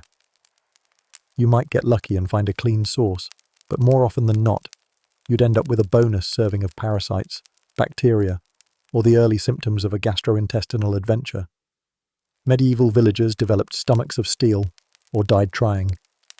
And let's not forget the alternatives. Milk was an option, if you didn't mind it curdling faster than your average medieval marriage. Mead, made from fermented honey, was a treat for special occasions, but too expensive for daily guzzling. Cider was more common in apple-growing regions, but again, that was seasonal. And even then, it was more likely to come with lumps of mystery than a crisp, refreshing finish. Then there was ale brewing as a profession, mostly handled by women known as alewives. These ladies ran small brewing operations out of their homes, churning out batches of ale in giant cauldrons. Their ale was judged by taste, strength, and the number of lumps you had to dodge while drinking it. Quality varied wildly. Some alewives were practically saints of sanitation, while others brewed concoctions that could kill a cow at 50 paces. Regulations existed, but enforcement was spotty at best. Think of it as a medieval Yelp review, with fewer stars and more funeral processions. The alewife's sign, a broom or a branch hung outside the door, became a universal symbol of, "Come get your semi-drinkable liquid here." Alehouses became the medieval equivalent of Starbucks, except with less foam art and more shouting. People gathered to drink, gossip, and occasionally vomit, because even if your drink didn't kill you, it might still stage a rebellion in your stomach. And let's not forget the church's role, because nothing says medieval hydration like a side of religious guilt. Monasteries brewed some of the best beer around. Trappist monks, anyone? But they also controlled who could drink what and when. Fasting days meant giving up certain drinks, unless you paid for a special dispensation. And don't even think about getting drunk, or you'd find yourself confessing to the local priest while he discreetly sipped his own spiced wine behind the altar. So tonight, as you reach for your craft beer, your perfectly chilled wine, or even your glass of tap water that won't give you cholera, spare a thought for your medieval ancestors. They lived in a world where every sip was a spin of the roulette wheel, 1 part hydration, 1 part potential plague, and a generous dash of "please Lord, not today." Welcome to the dark game of medieval drinks, a place where beer was breakfast, wine was vinegar, and water was a tiny apocalypse in a cup. May your liquids tonight be safe, clean, and completely parasite-free. Now that we've washed dinner down with lumps in the beer and wine that could strip paint, let's talk table manners, or rather, the glorious lack thereof. Ready to eat with your hands, your neighbours, and the local livestock? Pull up a bench. All right, food historians and brave eaters, grab your elbows and hold on tight, because tonight we're taking a front row seat at the medieval dining table, a place where etiquette was optional, hygiene was a rumour, and the table itself was a sticky battlefield of filth and social climbing. Welcome to table manners, filth at the feast, where even the most elegant banquet was one ill-timed sneeze away from a plague party. Let's start with the basics. Eating with your hands. That's right, forks weren't even a gleam in the eye of medieval tableware yet, and knives were as much a weapon as they were a utensil. Spoons existed, but good luck finding one that hadn't doubled as a chamber pot stirrer at some point. So you dined like a Viking, fingers first, diving into the communal stew with the same enthusiasm you'd reserve for swatting at fleas. Picture it. You're at the local Lord's Great Hall, sitting at a long wooden trestle table, shoulder to shoulder with a dozen of your closest plague vectors. In front of you is a trench. Literally. A slab of stale bread called a trencher, designed to soak up grease, drippings, and the tears of your fellow diners. No fancy dinner plates here, just a chunk of bread that will probably double as tomorrow's pig feed after it's soaked up the collective meal's grime. And let's talk about shared bowls. You didn't get your own personal dish of stew. No, that would be far too hygienic and bourgeois. Instead, you and your table mates shared one big pot of pottage, each one plunging their unwashed hands into the same mass of lukewarm medieval sadness. If you were fancy, maybe you'd have a wooden spoon to dip, but odds are that Spoon had seen things, terrible things, like last night's vomit or the neighbour's dog. Napkins, dream on. The closest thing to a napkin at a medieval feast was the back of your sleeve, or your neighbour's sleeve, if you were feeling particularly cheeky. Etiquette books, yes, they existed, sometimes recommended wiping your mouth on the tablecloth, assuming your host had one. Otherwise, you just let it drip down your chin and hoped no one noticed. Then there was the floor, a medieval buffet of bones, gristle, spit, and, if you were lucky, only the occasional rat.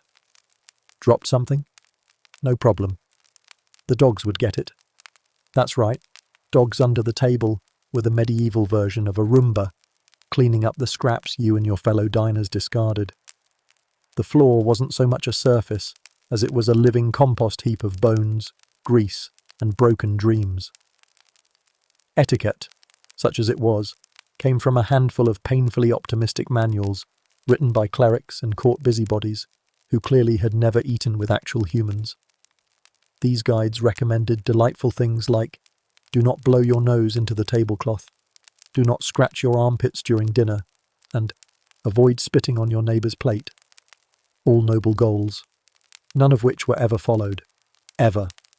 And let's not forget the banquets, those lavish affairs where nobles gathered to show off their wealth and try to outdo each other in the department of I'm richer than you. Banquets were the medieval equivalent of Instagram, except instead of likes, you got gout and a mild case of dysentery. Tables groaned under the weight of roasted swans, peacocks, pies shaped like castles, and, if you were fancy, sugar sculptures of mythical beasts. But even at the fanciest banquets, hygiene was a suggestion, not a requirement. Nobles might wash their hands in a communal basin before dinner, but that was mostly ceremonial. A quick dip in lukewarm water that changed colour faster than a chameleon on a mood swing. And that's if the water was even changed between guests, which it usually wasn't. So you were basically washing your hands in your neighbour's old mutton grease. Once seated, nobles would tear into their food with the same gusto as the peasants, using fingers, knives and, if they were refined, the occasional two-pronged fork that looked suspiciously like a torture device. Knives were personal property, so if you forgot yours, tough luck. Better hope your neighbour was feeling generous, or that you'd mastered the fine art of tearing roast meat with your teeth. Show-offs loved to carve their meat with theatrical flair, sometimes even performing a little dissection show for the table. The lord of the manor might stand at the head of the feast, carving a roast with a dagger the size of a small sword, while everyone oohed and ahed and hoped the blood didn't spatter too far. It was dinner and a show, medieval style. And speaking of shows, let's not forget the subtleties, those fancy sugar sculptures and moulded jellies that were as much about bragging rights as they were about eating. Subtleties were edible works of art, shaped like castles, unicorns, or scenes from the Bible, because nothing says piety like biting the head off a sugary St. George. These confections sat on the table for hours, gathering flies, admiration, and the occasional dog hair, before being demolished by the guests in a frenzy of sugar-induced chaos. But for every noble's display of wealth, there was a peasant's display of desperation. In the average peasant's home, dinner was eaten around the same wooden table that doubled as the family workbench, birthing bed, and possibly chicken roost. The entire family, and maybe the neighbour, would gather around a single pot of stew, each one reaching in with their own spoon, fingers, or occasionally a well-worn piece of bread. Cleanliness was not high on the list of priorities. Survival was. The air inside a medieval dining hall, noble or peasant, was thick with the scent of sweat, smoke, roasting meat, and the collective breath of dozens of people who'd never heard of toothpaste.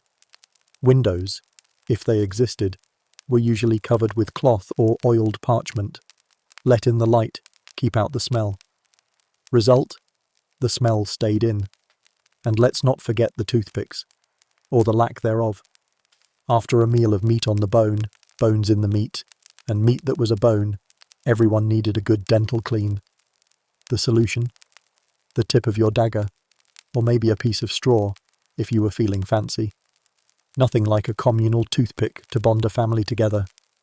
Of course, the local dogs and cats, semi-domesticated, semi-feral, lurked beneath the table, fighting over scraps and occasionally lunging for a piece of falling meat.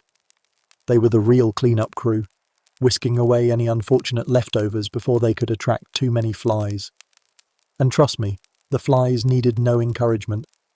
So next time you sit down to a meal with your own plate, your own fork, your own napkin, and maybe even a fresh spritz of sanitizer, spare a thought for your medieval ancestors. They dined with their hands, shared their bowls, wiped their mouths on their sleeves, and let the dogs do the vacuuming. And that's if they were lucky. Welcome to the battlefield of medieval dining etiquette, where the table was a place of chaos, germs, and the occasional sugar unicorn. May your meals tonight be free of shared trenchers, your sleeves free of spit, and your floor free of bone piles and dog fights. Once you've mastered the art of communal slurping and spitting bones on the floor, you might think it couldn't get worse. But wait. Feasts and festivals are here to prove that even medieval excess was a horror show. Bring on the peacock pies and sugar sculptures. All right. Gastronomic thrill-seekers and medieval masochists, grab your finest linen napkins and steel your stomachs. Tonight we're diving into the most terrifying culinary event of the Middle Ages, the medieval feast. Welcome to Feasts and Festivals, when bad food gets worse, where food wasn't about eating, it was about showing off. Usually at the expense of taste, sanity, and sometimes the laws of nature itself. Let's set the scene. It's the dead of winter, because naturally the best time for a feast is when half the guests are already coughing up plague. And the local noble has decided it's time to remind everyone just how filthy rich and questionably tasteful he is. The great hall is decked out with tapestries, torches, and enough smoke to rival a 1970s disco. The air is thick with sweat, mutton grease, and the collective sighs of peasants who will be washing the floors for weeks. The centerpiece of the evening. A feast so over the top it makes modern, all-you-can-eat buffets look like a monk's fast day. Forget about flavour. This was all about spectacle. Food was a status symbol, a performance, a medieval version of, look how much money I can waste on a single meal. And waste, they did. Let's start with the main attraction. Swans.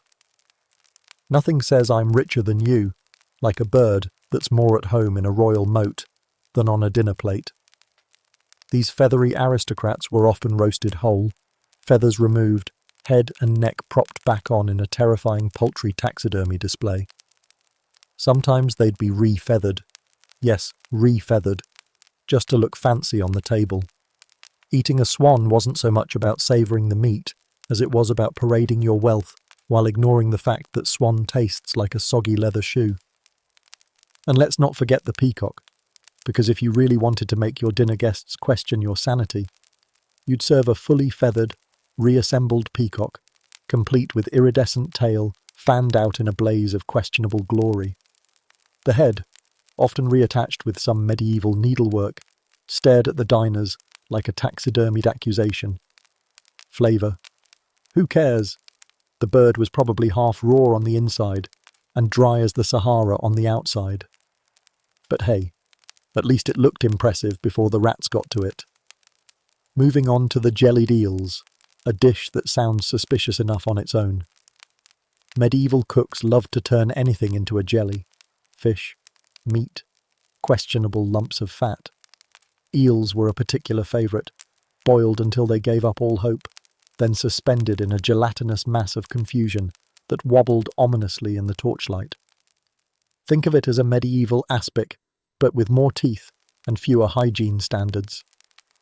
Diners would slice into this quivering horror and pretend to enjoy it, while silently questioning all their life choices. Of course, no medieval feast was complete without pies, but not the comforting kind filled with apples and cinnamon. No, these pies were often filled with ground-up mystery meat, questionable spices, and maybe a surprise rodent or two. Some pies were even designed to explode, literally, releasing live birds, frogs, or even a fully costumed dwarf if the host was feeling particularly theatrical. Because nothing says bon appetit like a pigeon flapping around the dinner table while the guests try to protect their eyes from flying feathers.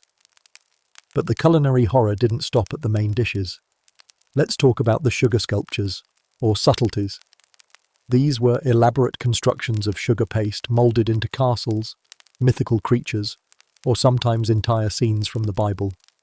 They were designed to wow the guests before they collapsed from sugar overload, or before the thing melted in the heat of the candles. Eating them was an afterthought. The point was to show off just how much sugar you could afford, an ingredient so precious it might as well have been mined on the moon. Now, let's not forget the sides and sauces. Medieval cooks loved to throw together sauces with the consistency of mud and the colour of medieval despair. Think purees of boiled onions, leeks, and vinegar, topped off with enough black pepper to finance a small army. The sauce wasn't meant to complement the dish. It was there to cover up the taste of questionable meat and to prove that the host could afford spices, because let's be honest, if you had to drink your dinner, at least let it taste expensive. And while we're at it, let's talk about the bread, our old friend the trencher. At these feasts, your plate was still a hunk of stale bread designed to soak up the grease, the sauces, and any other liquids that might be lurking around. After the meal, these trencher plates, now soggy and questionable, would be distributed to the poor, or the dogs, or anyone desperate enough to eat a slice of dinner-flavoured bread pudding. Lucky them. But who, you ask, was actually eating all this? The medieval feast was a strict exercise in hierarchy. Nobles sat at the high table, closest to the lord's benevolent, or not-so-benevolent, glare. They got the best cuts of meat, the choicest lumps of jelly, and the most gilded sugar sculptures. Down the table, status decreased faster than a plague victim's pulse. By the time you got to the bottom ranks, you were lucky to get a bone with a hint of meat and a trencher that hadn't been stepped on. Entertainment was part of the show too. Jesters, minstrels, acrobats, even fire eaters. Because nothing says bon appetit like a guy juggling knives near your pudding. The goal was to distract from the fact that your dinner was basically a crime scene on a plate. And don't even get me started on the smell. Sweat, smoke, rancid meat, and the collective odour of several hundred people who'd never met soap. Bon appetit indeed. Let's not overlook the leftovers. After the nobles had their fill of swan legs and peacock heads, the scraps, aka everything else, would be distributed to the lower ranks, the kitchen staff, or anyone with enough stomach to risk it. For many, this was the only time they'd get meat that month, assuming they didn't get the plague first. Even the dogs and rats competed for the scraps, because in the Middle Ages, no one wasted a single sinew. And then, of course, came the drinking. Copious amounts of ale, mead, or wine to wash down the horror. This wasn't so much a culinary pairing, as it was a desperate attempt to drown the taste of regret. Cups were shared, hygiene was optional, and the hangover was biblical. By the time the feast was over, the floor was a sticky carpet of bones, spilled drinks, and the occasional sleeping guest who'd had one too many cups of medieval misfortune.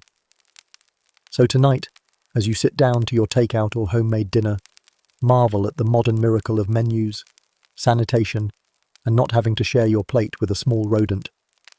Remember that in the Middle Ages, a feast wasn't just a meal. It was a comedic horror show of excess, status, and the culinary equivalent of a fever dream.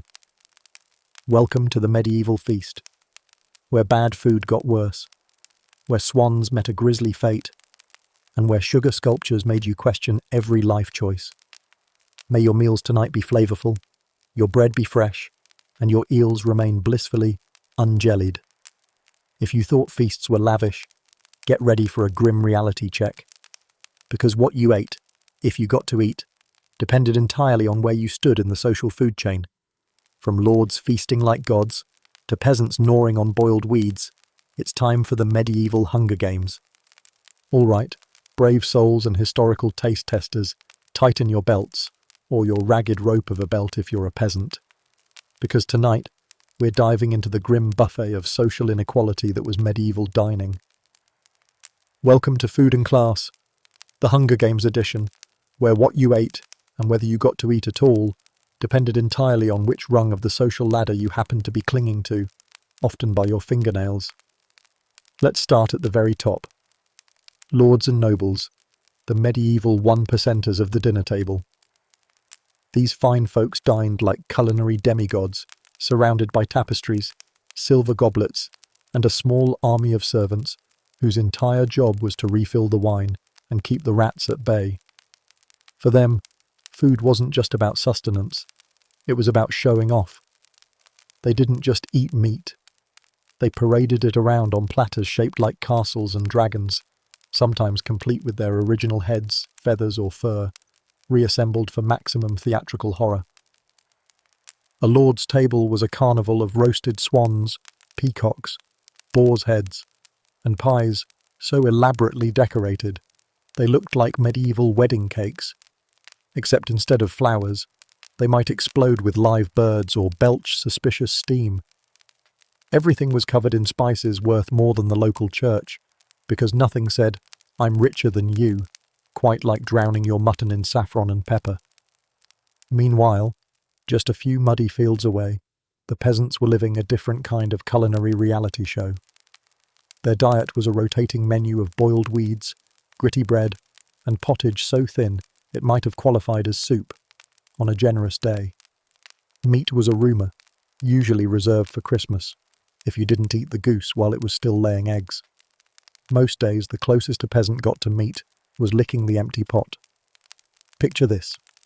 The local lord is at his table, carving a roast peacock with a dagger that costs more than your entire hut. Meanwhile, you're huddled over a bowl of barley stew that tastes suspiciously like disappointment. That's the Middle Ages in a nutshell, a culinary divide so wide you could ride a plague cart through it. Let's not forget the monasteries, those holy sanctuaries of prayer, education, and, if you were lucky, slightly better food than what the local peasants were scrounging. Monks dined on fish, cheese, eggs and bread, washed down with a humble ale that would still get you tipsy enough to chant the psalms off key.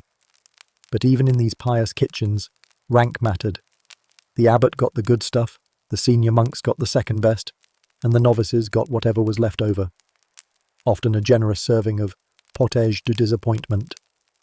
Back in the manor house, the servants weren't exactly feasting either. Sure, they worked in a kitchen surrounded by roasted meats and pies, but most of that was reserved for the lord's table. Their own meals consisted of scraps, trenchers soaked in grease, and maybe, if they were especially blessed, a small slice of the leftover swan's foot. The smell of good food was constant torture, like being locked in a bakery with no coin for bread. And let's not even start on the beggars, the lowest rung on the medieval dining ladder. These poor souls were lucky to get a stale crust or the remains of a trench dug out of the manor's refuse pile. Charity, such as it was, came in the form of leftover bread trencher handed out at the gate, cold, soggy, and teeming with the local wildlife. If you were lucky, the rats hadn't gotten to it first. It wasn't just what you ate, it was how you ate it. Nobles dined at long, beautifully decorated tables, eating from pewter plates or even silver, their meals served on embroidered cloths by servants trained to be both invisible and subservient. Peasants, on the other hand, ate off wooden boards, or, if they were especially rustic, directly out of the pot. Cutlery was a luxury. Most peasants made do with fingers, wooden spoons, or a knife that doubled as a tool for everything, from carving meat to whittling toys to picking lice. Portion size was also a status symbol. Nobles could afford to throw entire legs of mutton into the fire for the thrill of watching them burn, or to feed their hunting dogs. Peasants measured every grain of barley like it was holy relic. Nobles might dine on 3 courses of meat, fish, and subtleties, while peasants' dinners were a one-pot wonder that never got a starring role in any feasting song. And then there was spice, the great culinary divide. The rich dumped it on everything like a medieval flex. Black pepper, cloves, cinnamon, all imported at a cost that would make a modern banker weep. Peasants, meanwhile, had local herbs like parsley, if they could find it, and maybe a pinch of salt, assuming it hadn't been stolen by the Lord's tax collector. Food wasn't just fuel, it was a social currency, a way to remind everyone exactly where they stood. Every bite of saffron-soaked goose was a reminder to the peasants that they were peasants. Every sniff of a swan's feathered carcass was a reminder that you'd better know your place, or end up plucking the next one. At festivals and holy days, the gap only widened. Nobles celebrated with feasts that could last for days, complete with musicians, jesters, and enough wine to drown a small village. Peasants might get a day off work, if they were lucky, and a cup of thin ale to celebrate the fact that they weren't dead yet. It was like the Hunger Games, but with more plague and fewer special effects. Even religion couldn't escape the class divide. On fasting days, nobles could still eat fish, fancy pastries, and imported delicacies. Peasants, on the other hand, got the same old barley pottage, just without the occasional rat that made it interesting. God might have loved all his children equally, but the kitchen definitely didn't. So tonight, as you sit down to your dinner, whether it's ramen noodles or a fancy steak, spare a thought for the medieval souls whose place at the table was written in their birth certificate. Because in the Middle Ages, food wasn't just about survival, it was about class, power, and reminding you, every single day, that the Lord's dog probably ate better than you did. Welcome to the Hunger Games of the medieval kitchen, where the feast was a spectacle, the pottage was a punishment, and your social status was served up with a side of boiled despair. May your dinner tonight be plentiful, your bread be fresh, and your stew be mercifully free of weeds. So now we know who got to eat what, but let's talk about how they paid the price. Food safety was a medieval afterthought, and every bite was a gamble. From mould to maggots to tapeworms, bon appetit. Let's dive into the real risks of dinner. All right, brave time travellers, buckle up your tunics and prepare your stomachs, because tonight we're diving headfirst into the gastronomic gamble that was medieval food safety. A concept so laughably underdeveloped, it might as well have been a medieval myth, like unicorns or effective dental care.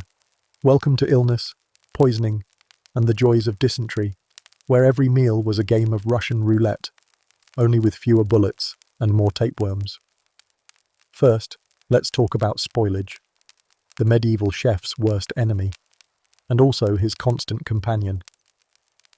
Without refrigeration, ice, or even the faintest idea that bacteria existed, the average medieval kitchen was a warm, damp paradise for every microbe known to humanity. Meat started to turn rancid approximately 15 minutes after slaughter, and if it was too expensive to toss, it got repurposed, recooked, or respiced until it either looked edible or learned to beg for mercy. The telltale sign of questionable meat? That glorious rainbow sheen that said, "Eat me, I dare you." And they did. Medieval cooks didn't have a handy USDA sticker telling them what was safe. They had noses that had been desensitized by decades of open sewers and goat sweat. So if it didn't crawl off the plate, it was probably dinner. But meat was just the start. Fish was an even bigger gamble, especially in landlocked areas where fresh meant caught last week, somewhere suspicious. Salted fish was a staple, but too much salt and you'd be pickled from the inside out. Too little, and the fish would putrefy faster than your neighbour's compost heap. It was a delicate balance between too salty to chew and too spoiled to swallow. Then there was mould. Bread that wasn't rock hard from being bulked out with sawdust often sprouted colourful colonies of mould, some of which were psychedelic enough to make your average medieval peasant hallucinate their way into a confession. Enter ergot poisoning, also known as St. Anthony's fire, a fungal infection of rye that caused convulsions, hallucinations, and sometimes spontaneous gangrene. One bite of the wrong loaf and suddenly you're seeing demons on the ceiling and your fingers are falling off. Dinner and a show. Of course, if the mould didn't get you, the parasites would. Tapeworms were a constant companion of the medieval diner, setting up shop in the gut and growing to lengths that would make a modern horror director weep.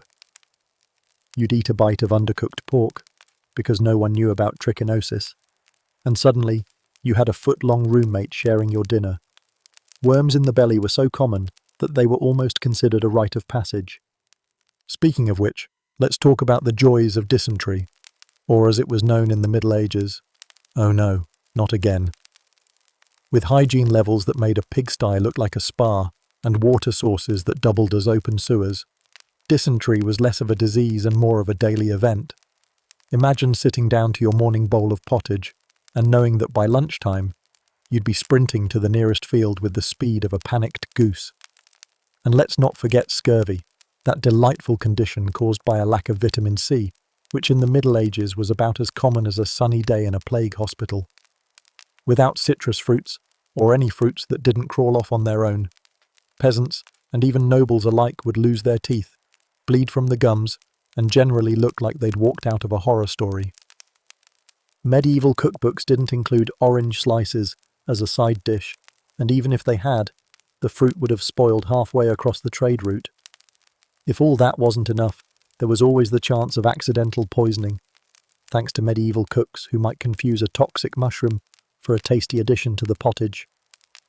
Or perhaps your dinner was cooked in a lead pot, because who doesn't like a little heavy metal with their stew? Lead poisoning was a slow, steady path to madness, with symptoms like trembling hands, stomach pain, and hallucinations. Basically, a medieval Thursday. And for the truly unlucky, there was the occasional case of intentional poisoning. Court politics, family feuds, or just a neighbour with a grudge meant that your dinner might come with a side of arsenic, hemlock, or a generous helping of "you shouldn't have crossed the wrong baron." Testing your food wasn't an option. Tasting menus were for lords, and taste testers were an expendable luxury. Peasants had to rely on the power of prayer and the faint hope that the cook liked them. Even milk wasn't safe. Without pasteurization or refrigeration, milk soured faster than a medieval marriage. Cheese might be hard enough to deflect arrows, but it could also harbour enough bacteria to populate a small city. Butter? Let's just say that butter churned in a warm hut, shared with a goat, wasn't exactly laboratory grade. All of these delights combined to make medieval food safety a hilarious afterthought. If you were lucky, you'd survive dinner with nothing more than a mild case of indigestion. If you were unlucky, you'd be laid up with stomach cramps, fever, and the sudden realization that the nearest doctor was a barber who believed in balancing your humours by bleeding you out.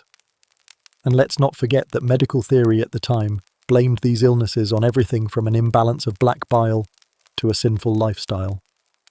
So while you were doubled over in agony, the local priest might be telling you to pray harder, while the barber sharpened his leeches. So tonight, as you enjoy your refrigerated leftovers, your clean tap water, and your knowledge that your dinner won't kill you, spare a thought for your medieval ancestors. They braved every meal like a warrior, battling parasites, mould, rancid meat, and the occasional attempt on their life. Welcome to the Middle Ages, where dinner was a gamble, food safety was a joke, and dysentery was the medieval greeting card for "Congratulations, you're still alive." May your meals tonight be free of tapeworms, your bread unmolded, and your fish suspiciously fresh. Feeling a little queasy? That's medieval dining for you. But fear not. Modern times have come to the rescue with refrigeration, seasoning, and a distinct lack of death by dinner. Let's wrap this up with a grateful nod to the miracle of modern food. All right, modern foodies, survivors of historical horror shows, and connoisseurs of edible sanity, gather round for the grand finale of our medieval culinary crawl.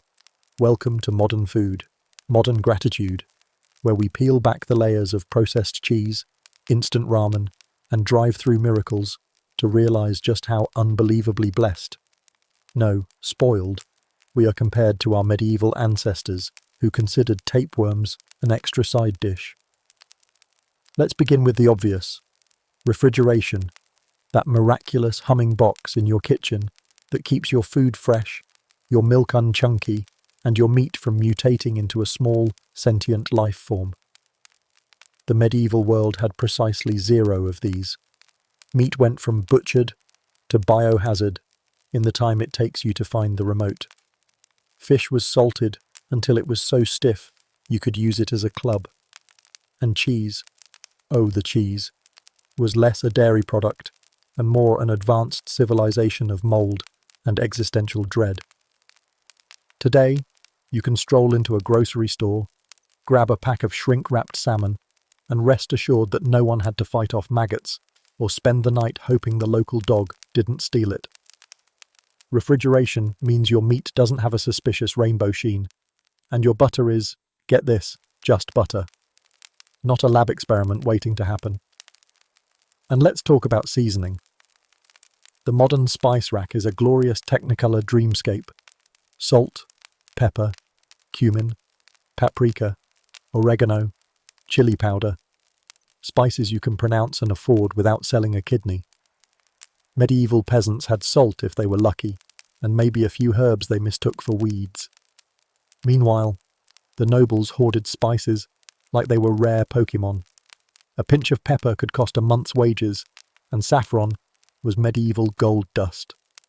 Today, you can dump pepper on your eggs with reckless abandon, toss a handful of basil into your pasta, and not worry that you've just bankrupted the local church. And you don't have to travel the Silk Road or risk being mugged by Mongols to get it. The modern supermarket is a spice bazaar from heaven. No caravan required. Let's not forget the miracle of clean water. In the Middle Ages, water was less life-giving nectar and more liquid roulette. You never knew if you were getting a refreshing drink or a fast-track ticket to the afterlife via dysentery. Beer was breakfast, lunch, and dinner because it was boiled and less likely to kill you on the spot. Today, you can turn on a tap and, voila, clean, safe, potable water that won't give you scurvy, cholera, or a lively colony of intestinal parasites. Imagine explaining to a medieval peasant that you have water on tap 24/7. They'd think you were a wizard. And let's not even talk about sparkling water with flavours. Flavoured water? That's basically alchemy with a fruit twist. Meanwhile, medieval folks were busy praying their well didn't double as the local sewer. And variety, oh, sweet variety. Our medieval friends were stuck in an endless loop of barley porridge, mouldy bread, and the occasional suspicious stew. Meat was a twice-a-year affair, assuming it didn't crawl away first. Fruits and vegetables came in two flavours, rooty and disappointing. And let's be honest, even that was seasonal. Tomatoes, potatoes, corn, forget it. Those hadn't even made it across the ocean yet. Today, you can eat a mango in December, strawberries in February, and avocado toast whenever you want. Though whether your bank account can survive it is another matter. Global trade and refrigeration mean the modern diet is a buffet of history's best ingredients, all conveniently arranged under fluorescent lighting. Medieval peasants would sell their thatched roofs for a single orange, and here you are complaining because the store was out of organic kale. And let's pause for a moment to honour the miracle of food safety. The odds of accidentally poisoning yourself with dinner are now about as low as finding a saber-toothed tiger in your backyard. Modern regulations, labels, and common sense mean that your chicken isn't harbouring enough bacteria to star in a horror movie. And if it is, there's a hotline for that. Medieval cooks had no such luck. If it smelled edible, they served it. And if you survived, well, bonus. And can we get an amen for restaurants and delivery apps? The medieval peasant spent hours, sometimes days, just to prepare a meal that could kill them, or at least taste like disappointment's cousin. Today, you can order sushi, tacos, or a vegan burger with a few taps of your smartphone while lying on the couch. A medieval lord would have given up half his estate for that level of convenience, and probably his firstborn son too. Even the humble fridge magnet is a testament to modern luxury. It's a reminder that your food is so safe, so accessible, so abundant, that you can literally stick artwork to the device that keeps it edible. Try explaining that to a medieval cook who just buried her 10th batch of rancid sausage because the local air was too moist. But let's not get too smug. Yes, modern food is safer, tastier, and infinitely more convenient. But that's thanks to centuries of people who suffered, experimented, and occasionally died trying to figure out how not to kill themselves with dinner. Every time you sip clean water, sprinkle pepper on your eggs, or bite into an avocado, you're reaping the rewards of their brave, if sometimes clueless, culinary legacy. So tonight, as you sit down to your meal, whether it's a home-cooked feast or last night's leftover pizza, take a moment to appreciate the modern miracle of refrigeration, seasoning, sanitation, and variety. And maybe raise a glass of safe, parasite-free water to the medieval souls who paved the way, one mouldy loaf at a time. Welcome to the 21st century, where dinner doesn't come with a side of dysentery, breakfast doesn't require a small ale to survive, and your biggest culinary worry is whether your latte has enough foam. May your meals tonight be free of maggots, your bread fresh, and your water as clean as your conscience. Bon appetit, modern warrior. You've made it to the best time in history to eat. Be grateful, be full, and maybe spare a laugh for the poor medieval soul who would have killed for your kale smoothie. And so, dear diners, we've reached the end of our medieval feast, bloated, bewildered, and maybe a little queasy. Meals back then weren't just about eating. They were about survival, status, and the occasional creative poisoning. Thanks for watching. More steaming hot history on the left. Cheers, and see you in the next one.